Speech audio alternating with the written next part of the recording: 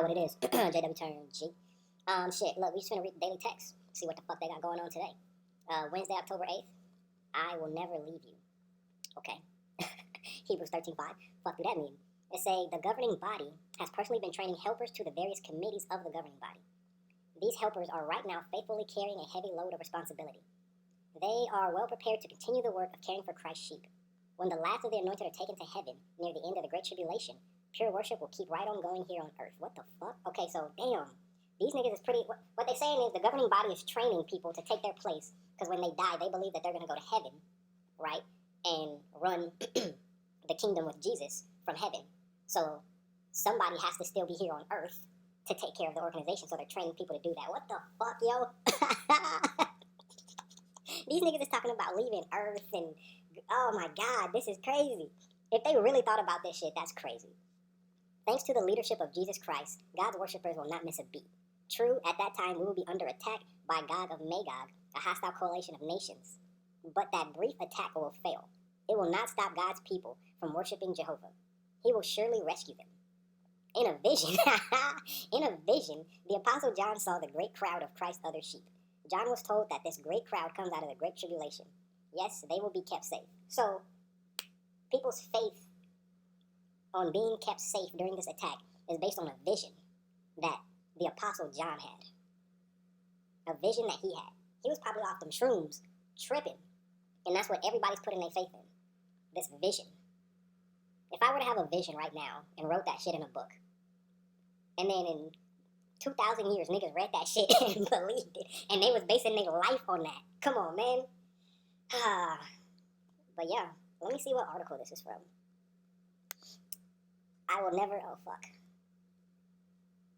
never abandon you. Oh, what will not happen? Okay. Hold on. Pure worship will not be corrupted. What will happen? Oh, man. When the last of the anointed Christians are taken to heaven, what will not happen? Why can we be sure that pure worship will not be corrupted?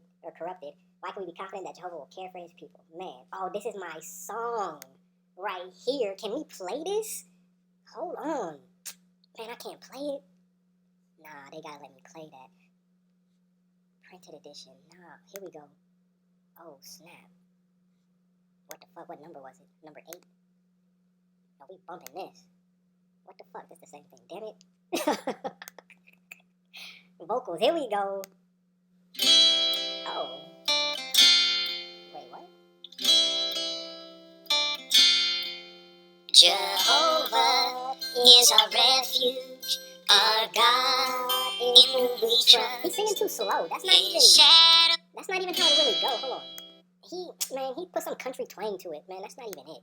Anyway, that was my jam back in the day, though. But he messed it up. Okay.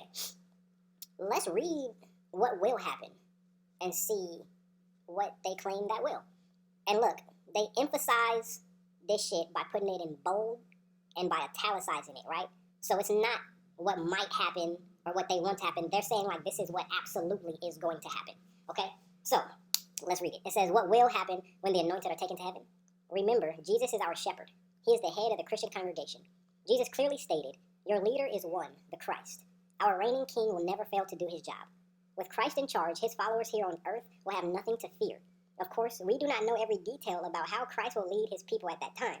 So let us consider some Bible examples that may reassure us. Okay. Before Israel entered the promised land, Moses died. What happened to God's people?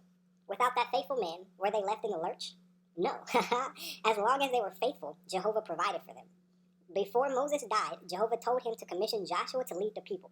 Moses had been training Joshua for decades. And see, that's pretty much what the daily text was saying, that the governing body, which would have been Moses at this time, was training Joshua to take his place. So when he died, the people would still have some leader, right? So I guess the governing body, I guess they getting old, or their time is coming. They feel like they finna be up there, right? So they training these people to take their place. So when they die, somebody's the head of the organization. Now, I don't know what that initiation process looks like behind them closed doors when you're that high up in an organization, right? Because these big corporations and organizations, they got shit that you got to do that you don't talk about, that you can't talk about, right? And people want to deny the shit so bad and give people the benefit of the doubt. But I'm talking about the elite, the highs, the main people, that little circle.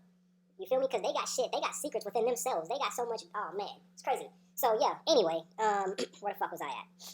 In addition, there were many other capable men taking the lead. Chiefs of thousands, hundreds, 50s, and even tens. God's people were well cared for.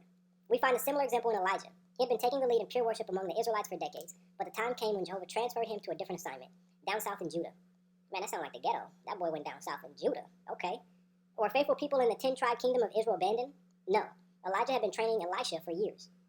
There were also the sons of the prophets who were evidently organized into schools of some kind. Thus, many faithful men were available to help lead God's people. Jehovah's purpose kept advancing, and he cared for his faithful worshipers. Man, it's funny how they connect all of these things and create a story out of it. Alright. Oh, here we go. With those examples in mind, what do you think will happen when the last of the anointed are taken to heaven? We do not need to wonder. The Bible reveals a simple, reassuring truth. Jehovah will never abandon his people on earth. But he'll kill a bunch, though. Okay. Like Moses and Elijah, the small group of anointed Christians who take the lead today understand the importance of training men from among the other sheep to take the lead. For example, they have organized many schools to train elders, traveling overseers, branch committee members, overseers at Bethel, and others. The governing body has personally been training helpers to the various committee of the governing body. These helpers are right now faithfully carrying a heavy load of responsibility. They are well prepared to continue the work for caring for Christ's sheep. And so here they are at these schools and training places. It says the governing body has worked hard to train. Oh, that's the same shit. Okay, yeah. Yeah. Here's the key point of our discussion. When the last of the anointed are taken to heaven near the end of the Great Tribulation, pure worship will keep right going here on earth. Thanks to the leadership of Jesus Christ, God's worshipers will not miss a beat. Okay, that's the daily text. That's what we read earlier. Okay. What does this say? Still, some might wonder, what about the anointed? What will they do after they depart from their earthly scene? The Bible answers that question directly. Man, so they know what happens in heaven. They know what's going on in heaven. Oh, they just know everything. It reveals that the political elements of this world will battle with the Lamb. They will lose, of course. We read, the Lamb will conquer them. And who will help him? This verse answers, those who are called chosen and faithful. Who are these? The resurrected anointed ones. What? So when the last of the anointed on earth are taken to heaven near the end of the Great Tribulation, one of the first assignments will be to fight. What the hell? What a remarkable assignment. Some anointed Christians were fighters before they became Jehovah's Witnesses. Some even served in the armed forces of this world. But later they became true Christians and learned the way of peace. They put aside all physical warfare. However, after being raised to heaven, they will serve along with Christ and his holy angels, waging the final war against God's enemies. Okay, so pretty much they're gonna start killing people. They're gonna be an army. They're gonna die, is what they're saying. They're gonna die. They're gonna turn into angels, right? And their first assignment is gonna be to fight. So they're gonna immediately become soldiers. And they're talking about some of them served in wars and in the armed forces before they were witnesses.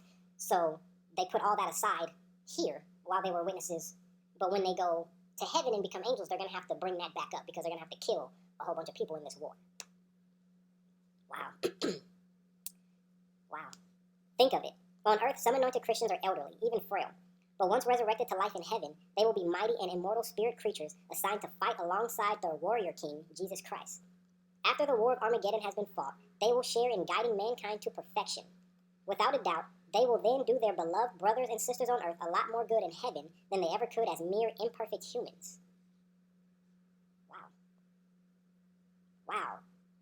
Wow, that's crazy, yo. They will be mighty and moral spirit creatures, assigned to fight alongside their warrior king, Jesus Christ. Nigga. Are you of the other sheep? Then what will you need to do when the climatic war of Armageddon begins? Simply this. Trust in Jehovah and follow his direction. What might that include? The Bible comfortingly says, enter your inner rooms and shut your doors behind you. Hide yourself for a brief moment until the wrath has passed by. All of God's faithful servants in heaven and on earth will be safe during that time. Like the Apostle Paul, we are convinced that neither governments nor things here nor things to come will be able to separate us from God's love. Always remember Jehovah loves you and he will never abandon you. Wow. Man, so like these niggas is pumped up. Like they read that, oh, they pumped up. Fired up, feeling zealous. You feel me? They might even go out in service after the meeting, after this watchtower. Oh, man, you can't tell them shit on Monday at work, coming off of this on the weekend. Man, look. And this is the shit that they be pumping out to them, you know? And it's always, man, this is crazy. This was crazy, but that's how it be.